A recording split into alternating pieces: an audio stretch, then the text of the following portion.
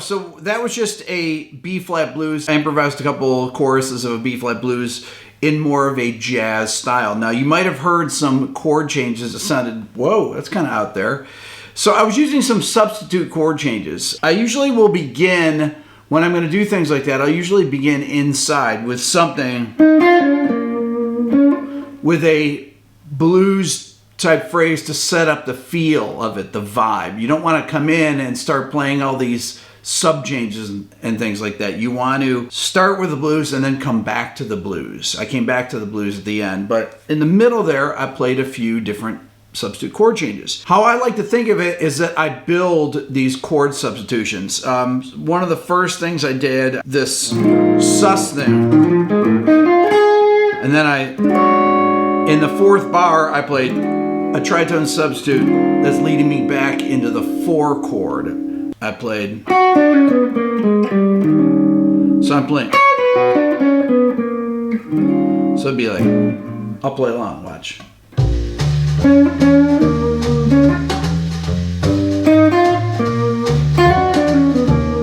I just played a little fragment right there. I'm waiting for that 4th bar so I can play that E7.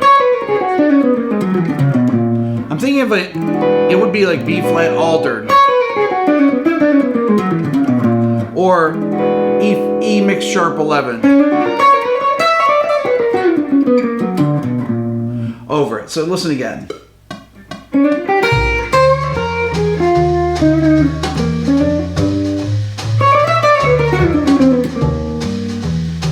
Okay, so that time,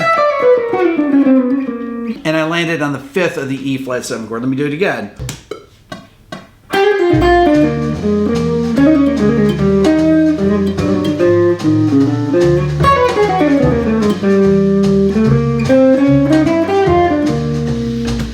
That time I use a sequence like this. 1, 2, 3.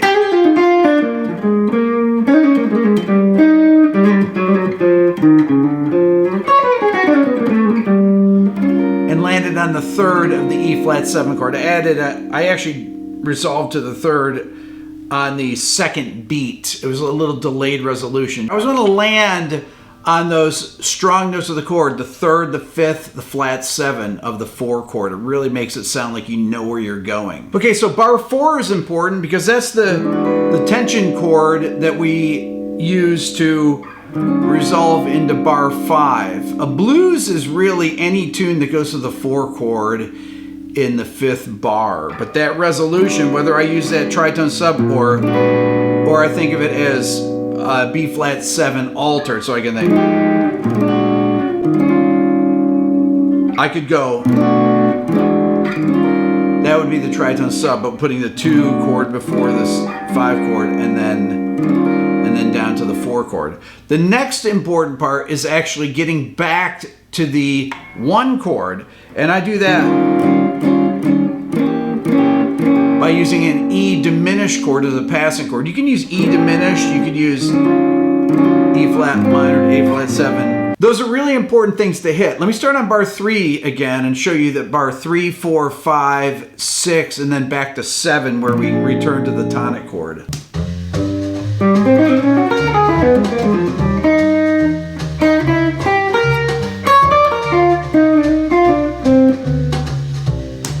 Let me take it from the top again, incorporate some of these ideas and see if you can hear them this time.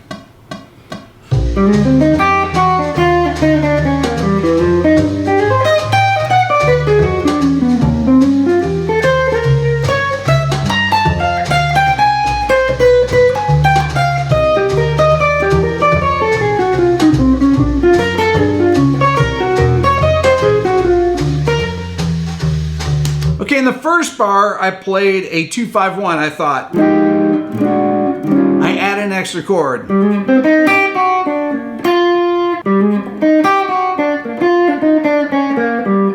And I did that passing chord, so I'm thinking like,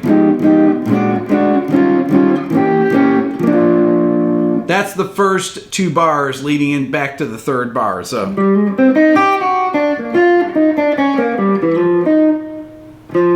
Right?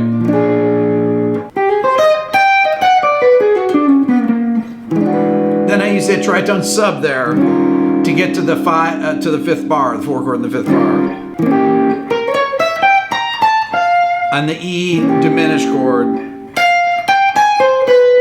And there's my G7 flat 9 to my C minor 7. F7 altered. Then over the turnaround I played B flat major, D flat major, G flat major, A flat major, back to B flat major. I'm playing those major triads as substitutes over the chords that are there. So it gives me a B flat 7, then G7 flat 9, flat 5, and then G flat over C, so it gives me the same 7 flat 9. Then I did the A flat 7 back to B flat 7. You can use the same concepts over even a static chord, 1 chord. I could play and play triads. F major, C major, G major, right? So you can play those kind of sounds. Add 9, F, add 9.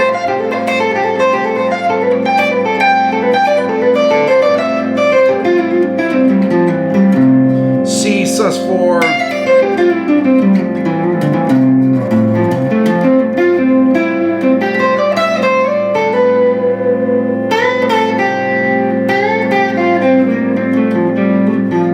B flat.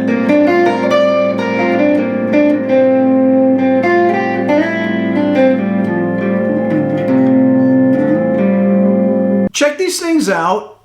Stop the video, go back, learn some of these lines, play along with it, and this is how you'll start to see where these things happen and how you can use them in your own playing. All these ideas can be found in my Beato book, which you can find on my website at www.rickbeato.com. Subscribe here to my channel if you're not already subscribed. If you're a first-time viewer, don't forget to ring the bell. Follow me on Instagram at rickbeato1. If you want to support the channel even more, think about becoming a member of the Beato Club. Thanks for watching.